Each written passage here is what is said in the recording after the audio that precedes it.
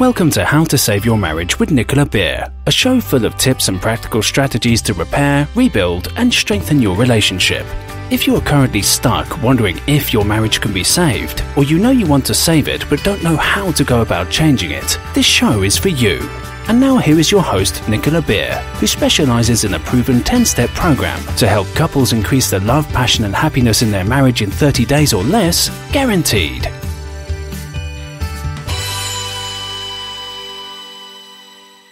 Hi and welcome, this is Nicola Beer and I'm so happy you're here.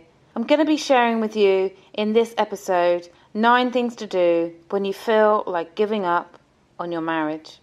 We can all probably remember a time in our lives when we felt like giving up, where we felt exhausted, drained, alone and hopeless, where you feel so low that you cannot see the point in trying or fighting anymore. I've had days like these, whether in my love life or running my own business. Times where I felt crushed. And I asked myself, what is the point? What's the point? Many relationships inevitably hit a point where both parties may think, what happened to us? Where did things go wrong? Why can't things go back to how they used to be? When there seems to be more negative than positive times, or when you feel more lonely and unhappy, when in the same room than apart, or when you're like ships passing in the night, living separate lives, you may begin to wonder whether it's time to give up on your marriage. You may begin to wonder whether separation or divorce is the way forward, whether it's best to just quit trying to save your marriage. While it might be tempting to throw in the towel, often that is not the best solution. Here are some steps to consider when you feel like giving up on your marriage. Number 1, talk it through calmly. Now this one seems obvious, doesn't it? But you will be surprised how many people bury their head in the sand when problems arise in their marriage, where they avoid issues or each other to keep the peace. Marriage problems won't disappear when left ignored. Instead, the exact opposite tends to happen. Unresolved differences cause resentment to build until one or both explode, sometimes without the possibility to repair, or where the resentment has caused so much coldness and distance, even the friendship has gone. The key is discussing and making suggestions for change, being willing to listen wholeheartedly to each other's viewpoints and to validate one another's opinions by saying things like, I can see your point of view. What you're saying makes sense, and then giving your point of view. The aim is to get really clear on what you both feel needs to change and working on it collectively. I find creating a plan to instantly makes me feel better. When I have a plan, when I have a focus, when I have a goal. And it always makes me feel better when things seem hopeless. With no direction or plan to follow, it's easy to sink into depression.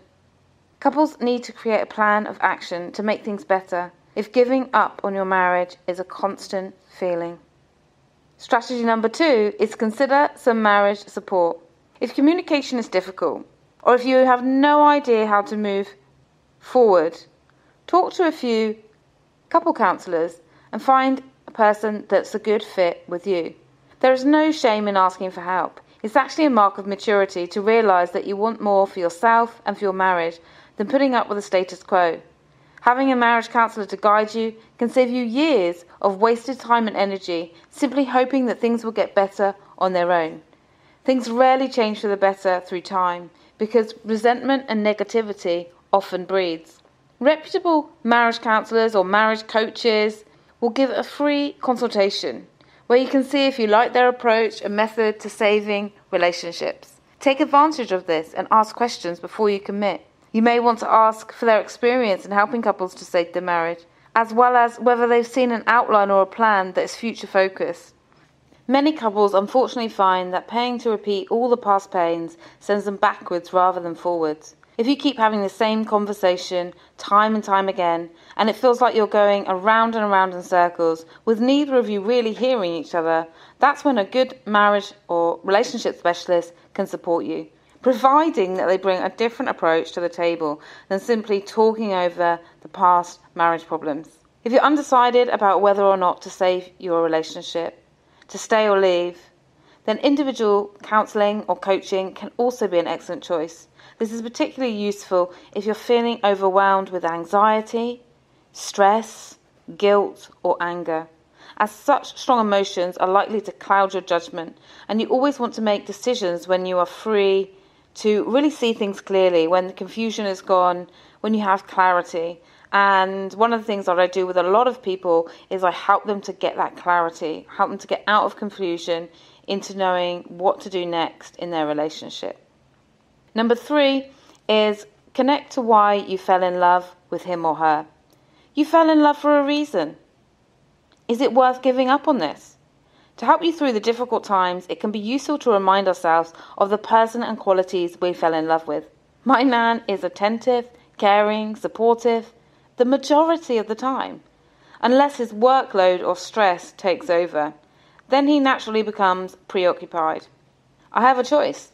I can see his behaviour critically, or I can let it go, because in the grand scheme of things, he has a good car and is a great partner. It takes practice to retrain your thinking. If you're in a rut of assuming the worst, it's all about reconnecting. So why did you pick your partner? How did they make you feel at the start? What made your connection and romance so special? What do you love about them? What do you appreciate most about them? When you ask these questions, put your right hand on your heart, close your eyes, and feel into it for a moment. Really feel into your emotions. Repeat those questions. What comes up for you when you connect with love? Now really take the time to do this. I'm going to repeat the questions again. So if you're not driving, if you're somewhere where you can just stop for 2 seconds, maximum a minute, put your hand on your heart, your right hand on your heart, close your eyes, and let me ask you these questions again. Why did you pick your partner? How did they make you feel at the start? What made your connection and romance so special? What do you love about them? What do you admire about them? What do you appreciate about them most? If your dreams, hopes and expectations have been shattered in pieces by disrespect, cheating, dishonesty, lack of attention, lack of affection, it may be hard to do this. So if that's true, let's move on to the next strategy, which is strategy 4, really important, self-care. If you're feeling like giving up right now, you're heartbroken, or if resentment and anger and bitterness are consuming you and your energy, you need to focus on self-care first, or in parallel with any couple counselling or relationship work that you perhaps decide to do on your own. Giving yourself love, attention, care and kindness is key. I say to those I work with, treat yourself as if you have the flu. Don't expect too much from yourself if you're emotionally empty. Just be loving to yourself by focusing on your health, happiness and growth. Number 5 is accept and embrace change. One thing in life is certain, and that is change. We all change and our circumstances change constantly. This is one of life's only guarantees. When we commit to someone, we can often expect them to be our everything, our emotional, physical and mental support, as well as expect them to be exactly the same as when we first met. Yet as much as we may wish this to be true, it's unfair and unrealistic for us to expect them to stay the same and vice versa. When I work with couples online, we focus on the future. We don't bother to try to get back the relationship to how it was in the beginning. That's a pointless task. Instead, we together define what the couple want in the new relationship, what they want it to be like. We then look at actions that will bring the couple closer together. In these online sessions, we usually cover 1. Actions to create more love, fun, passion and understanding. 2. Releasing resentment and removing negativity. 3. Future goals and new ways of communicating and aligning. Change is a given. The goal is to continually unfold into the best versions of ourselves, supporting each other through the changes. The question is, are you willing to create new dreams and a new way forward together? Strategy 7 is practice forgiveness. Forgiving can seem to be hard, yet it is total freedom. It doesn't mean forgetting or condoning. It just means freeing you. Freeing you from carrying the burden of the past. Freeing you allows you to move forward. It helps you to release past memories and events. And get help to do this if you need to. Number 8 is discover the truth. If you're sitting on the fence, you will hurt your butt. So better to take action to gain clarity and make a plan to move forward. Whether that's talking through it with a relationship specialist, making an effort to talk it through together, or change things on your own. Taking time to explore your own feelings. This is really important because it's key to have and know the truth. You have all the answers inside of you. Trust your gut feeling. Ask yourself, if I gave up on my marriage now, could I do so knowing that I gave it my all? Many men and women regret giving up on a relationship too soon, ending it on the emotion of the moment, only to find themselves later in a second marriage to a partner who is second best, where later both spouses realise that they still love each other more than they can ever love anyone else. And with the right help, they could have worked it out if only they tried. Wait and assess if you are unsure on what to do.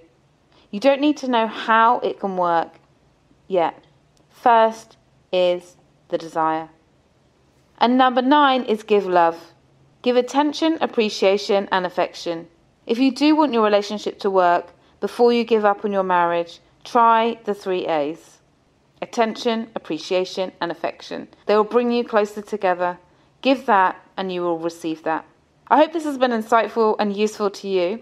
If you want some more free support, then take advantage of my Marriage Secret Masterclass video. It's a 75-minute masterclass where I talk about how to create a loving, empowering relationship, how to really release the past, how to get your partner to change without trying to have any arguments, without dragging up the past. It's effortless. And you'll get all the secrets to that when you join the Marriage Secret Masterclass. You can watch it anytime in your own convenience. I'm going to put the link with this episode. So really check it out.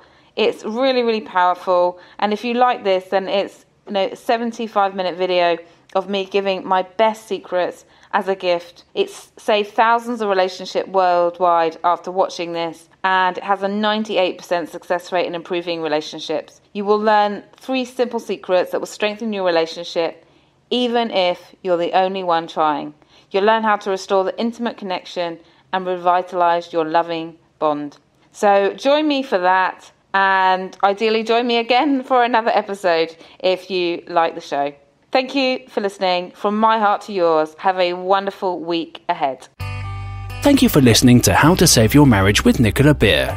To book your free Save My Marriage consultation, please visit www.savemymarriageprogram.com/consult. And if you've enjoyed this episode, Nicola would really appreciate it if you could leave a rating and review on whatever app you're listening through, so the show stays visible, allowing more people to get the support they need to increase their love, passion, and happiness.